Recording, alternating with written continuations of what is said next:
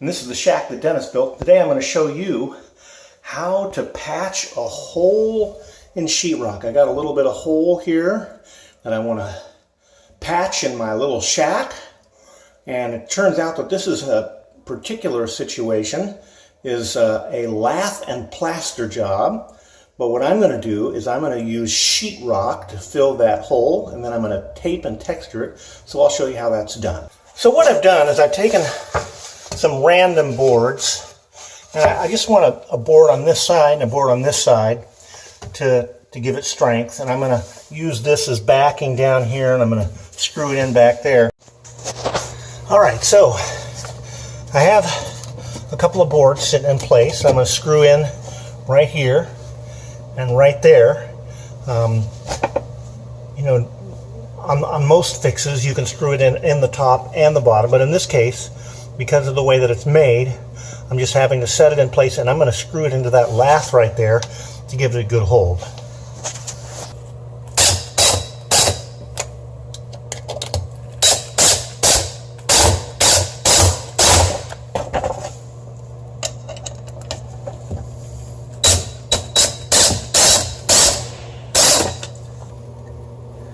And then we'll screw it into the top.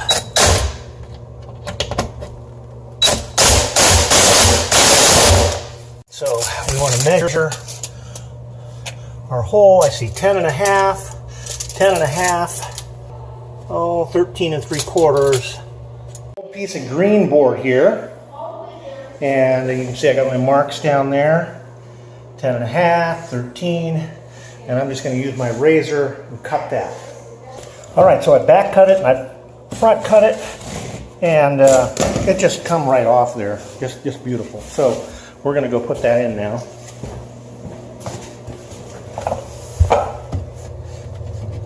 It doesn't quite fit all the way, but there's a couple ways you can do this.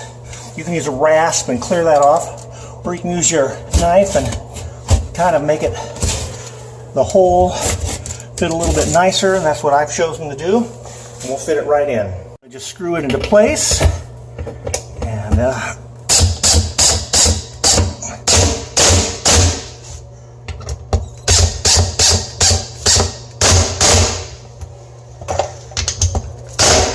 you want those screws to suck in a little bit so that when you put sheetrock on there, you can fill those holes with sheetrock. Alright, so the next thing we're going to do, slather a generous helping of mud joint compound on there. And once you get the joint compound down, then you put your tape on there. And you want to get plenty of joint compound on there because that's the glue and this is the tape. I slathered it on there, cut my piece of tape, and you put it on there, and that's just going to hold it really nice. And then we'll get some more joint compound, put it on top of that, and I'm really being liberal with this, a little bit more liberal than you need to be, but because it's a little bit uneven, but you want to make sure you get it plenty wet and cover it up. You're going to want to do 3 coats of this, and then let it dry each time. And you want it, when you're done, you want it to be as smooth as you possibly can each time, or you're going to have to sand it off. Alright, so this is my first coat. I'm done with the first coat, and just smoothing it out a little bit. Every time you smooth it out, sometimes you mess it up. Okay, so let's not do that anymore. And we're going to let this dry. And we'll put on put on 2 more coats. Alright, so here it is after the first coat, and I'm ready to put the second coat on there. I've got another coat on there. We're going to let it dry and finish it up, and we'll have a patched piece of sheetrock.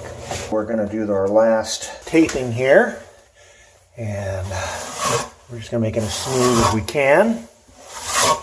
The idea is if you want to make it smooth, you turn this and make it flat, and that'll give you a smooth finish, whereas if you go like this, it'll cut a lot off. So You know, you have to get that smooth finish.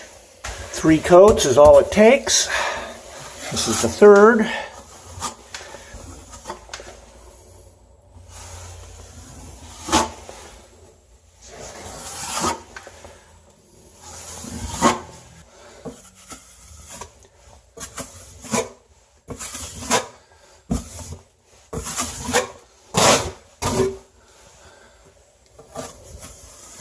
When you're ready to put the finishing touches on the wall and you want to put the texture on, you can use a whisk broom. On the whisk broom you can hold it back and shoot it on the wall a little bit, and just to get texture on this. So here we go. Alright, so you just take it and you just decide where you want it, and you shoot it there.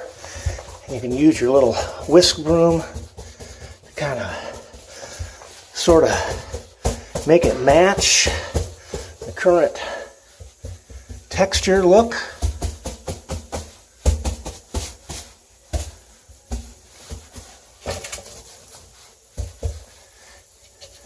A little bit more down there.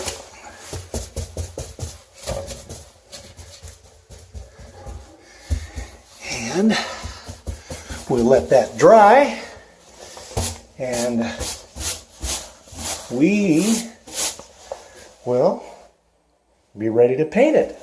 And that is the finished product. Take a look at that. It's difficult to know where the hole was and where the old stuff began. Pretty good match. So that's how you do a patch on sheetrock. This is the shack that Dennis built, and this is the hole we patched in the shack that Dennis built.